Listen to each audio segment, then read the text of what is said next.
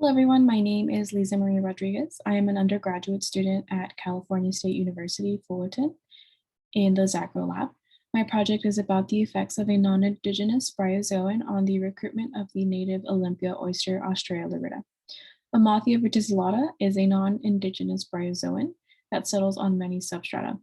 A bryozoan is a marine invertebrate that forms sedentary colonies and can look like underwater trees, such as Amathia verticillata. It grows very quickly and in great abundance. This species can provide suitable substrata for other fouling organisms, which is any animal or plant species that exists in water. And when it's attached to a surface or a substrate, they can accumulate, creating an undesirable layer of them. Due to its high abundance, it may negatively affect or impact the West Coast native species, such as Ostrea lurida, via competition or predation. Here in Newport Bay, California, we study the Olympia oysters and the things that influence their recruitment success. The purpose of this study is to discover the effects of a verticillata presence on Lurida recruitment in Newport Bay, California. We have developed 3 hypotheses, and they are as follows. In the presence of other fowlers and a verticillata will result in low abundance of Lurida.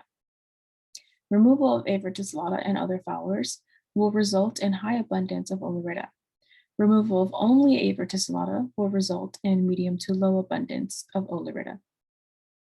There were 3 treatments with 5 replications per treatment: C for control, R for removal, and minus for a verticillata removal. We have noticed that a verticillata heavily fouls our terracotta tiles, which is where the oysters actually settle and recruit to, which we also then put into cages and attach them to PVC tees.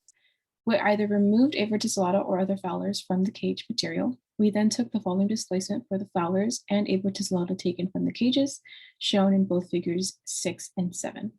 After completion of the study, we performed point contact to evaluate oyster cover amongst treatments, shown in figure 9. We then identified and counted oysters and other fouling organisms to calculate oyster abundance, shown in figure 8.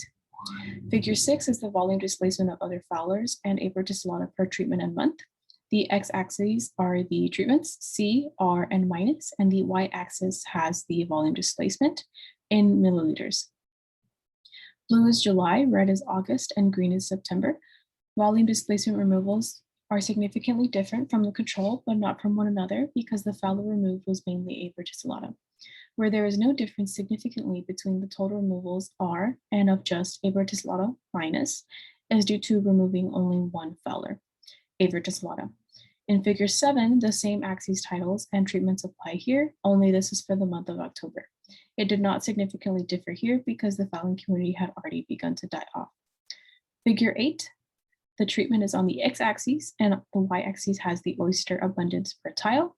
Using ANOVA, we found there was no significant difference in treatments, but there is a slight trend for lower recruitment of oysters on tiles where only a verticillata was removed, meaning this fowler may be facilitating oyster recruitment. Figure 9 is the average percent cover of Lurida on the y-axis, and on the x-axis is the underside of tile per treatment. There is a significant difference among the treatments, with the lowest amount of percent cover occurring, again, where the only fowler removed was a verticillata. Essentially, other fowlers do not influence Lurida's recruitment behavior or abundance, but a verticillata may positively influence recruitment. It may be slowing the water velocity and allowing the oysters in larval form to settle and grow in better conditions. We only remove from cages, though, not from tiles. So to understand the relationship between Lurida and a verticillata, we want to remove from tiles directly, have more replication, and retrieve the tiles before the fouling community has died off. Not all invasive or non-indigenous species pose a potential threat or impact every native species in the particular community. Thank you to the Zacro Lab and Cal State Fullerton's Bio Department for funding and support for this project. Here is my literature cited.